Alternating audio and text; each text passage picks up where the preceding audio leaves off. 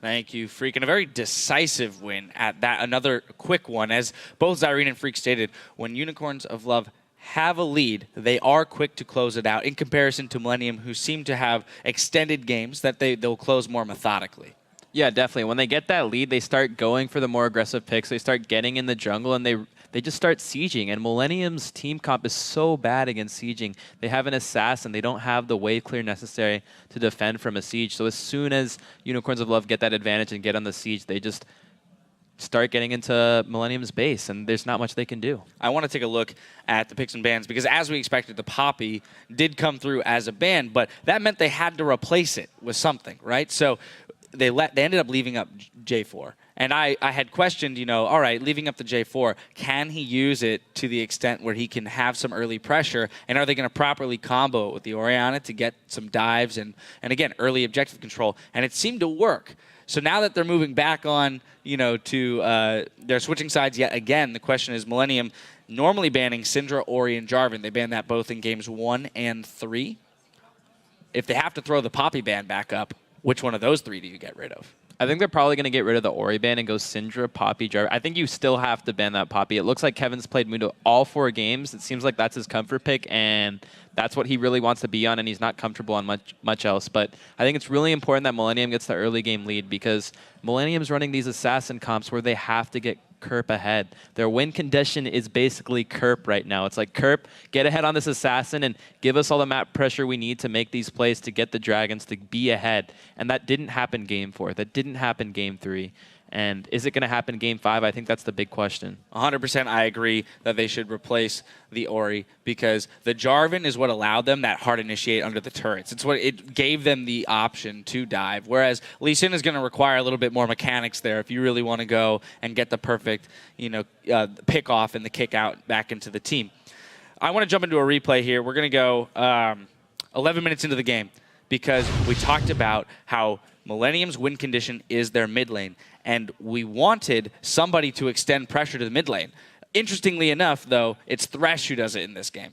Finally, Thresh goes for the mid lane play, and so many Mad Lifes have been happening recently. This is like the second one this series. Saw one a couple days back, and he gets the ulti off. Thresh just walks up, beautiful flash hook right into the flash, and Kerp's dead, and they basically get the mid tower for that. It gets down to like 5%, and that's the kind of plays you need to be making on these melee mid assassins who are very, very vulnerable to getting ganked and are very hard to farm effectively when you don't have the vision to play up. And as soon as they got that mid pick, they went over. They actually didn't set up well for the dragon, but Lucian got a nice steal on it, which even sealed Millennium's fate even more, because they lost the dragon and they lost the mid turret, and then they just kept pressuring mid. They pressured bottom, and you could see Millenium couldn't do anything. Talon wasn't strong enough to split push. He wasn't strong enough to burst anyone, and their team fight just fell completely apart. That's a lot of gold into Unicorn's hands at that point, too. And I want to point out that in the mid lane, we saw a very similar build to Kerp's Fizz in the first game, where having a massive gold lead, they went for the defensive item first, choosing to go for that Hourglass as a safe way to make sure that they could close out the game quickly and efficiently, but while still having a fair amount of AP to support their aggression. Yeah, Hourglass is definitely like one of the biggest anti-throw capabilities for like a mid against any like assassin, especially like a Talon. And once he gets that Hourglass and he's ahead, he can just, you saw how far up he was playing in those sieges, and even if they went on him, he always had his Hourglass. He had a Maokai and a Thresh to peel for him as he played up his Orianna. So it was really hard, especially with the Hourglass, to die for him. Like he basically couldn't die unless he like walked into 5 of them under the tower. So their siege was just so strong and so hard to deal with. You mentioned the Maokai.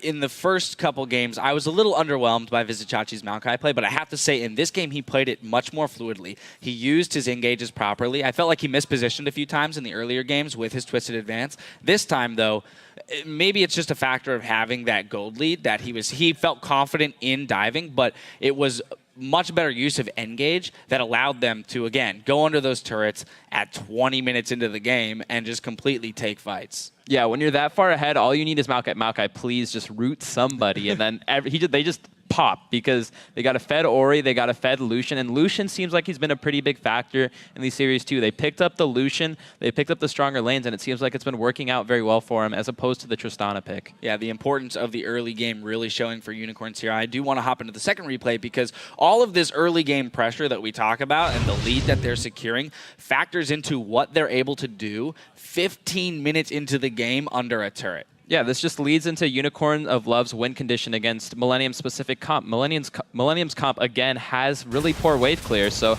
they're really bad at dealing with the onslaught of the siege, and you just see the hooks go out, Jarvan just jumps in, pops Elise, and there's chaos everywhere, but to top it all off, Unicorn of Love is just way stronger than Millennium right now, and they can't do anything about that siege, so they just basically just run them over at this point. There's another great hook here, too. Yeah, this guy has just been landing so many great hooks on Thresh. I think he's had 2 Mad Lives this series already, and I've been really impressed by his Thresh play. Both Freak and Zyrene have mentioned Hylissang's ability to play Thresh. He's been on it throughout the entire series, and it's fine. He's finally able to, like, in this win, it was really showcased his ability to make plays on that champion.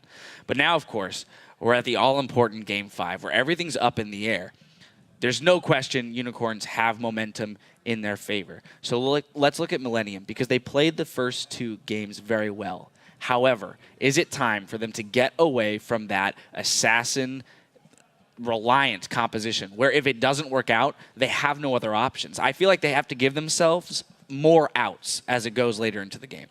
Yeah, the first time they had Poppy that kind of dealt with like what Millennium was running. This time they kind of had the Jarvan, and they just got those advantages. And the Game 5, the deciding game, they were Unicorns of Love were down 2-0, and they came back 2 games. And it's once you're at that 5th game and you're up 2-0 like that, it's so hard for any team to come back and be like, are we going to run Assassins again? What are we going to do? And what's worked for them twice is the Assassin, so they're probably going to go for that for the 5th deciding game.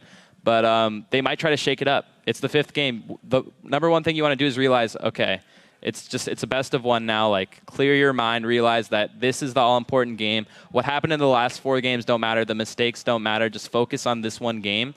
And, yeah, don't let the other games get you down. And it might be hard for Millennium after those 2 games. Just to follow up on that, I feel like the period of time in which is going to be the most important, I mean, we've said it this whole time, is that first 10 minutes of the game. Because it's so important, actually, for both teams. For Unicorns, they need that lead in the first 10 minutes because it seems like if they don't have it, they will get beat out by decision-making and solid team fighting on the side of Millennium. However, if Millennium hands over that lead, right? If they don't play their kind of safe, steady, take objective, good vision control early game, then Unicorns will steamroll them once they have a couple thousand gold in their pockets. Yeah, I definitely think the Lucian pick is going to be pretty big in this 5th game. Whoever gets the Lucian, I think it's worked very well for whichever teams had Lucian because it's put so much pressure on the bot lane, and both AD carries seem to have done really well with Lucian. So I think that's going to be huge to determine who gets ahead in the early game. And the Dragon control is also going to be very important. Well, picks,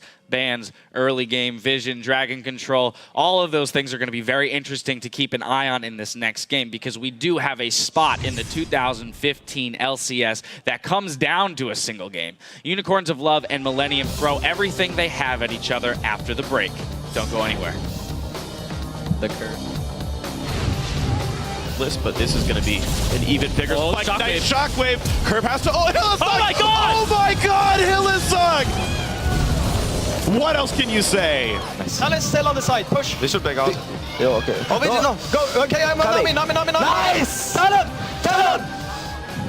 Where is he? Okay, them. Nice! One hit from Dead. Can they find him? Yes. Hylissang and Vizichachi get the kill. Oh, he dodges Cocoon. And J-Re is also screwed. He is still not tanky enough. He's going to get just bursted down. And there is the kill on Dr. Muto. Oh, the hook again. 0-5-1. Kevin Kerp just gets out. But by the way, everyone else is dead. Go Talon! I'm on nice! Mundo's dead! Nice! Tristana! Nami! I got him! I'm coming for Nami! Nice! Oh, the gosh!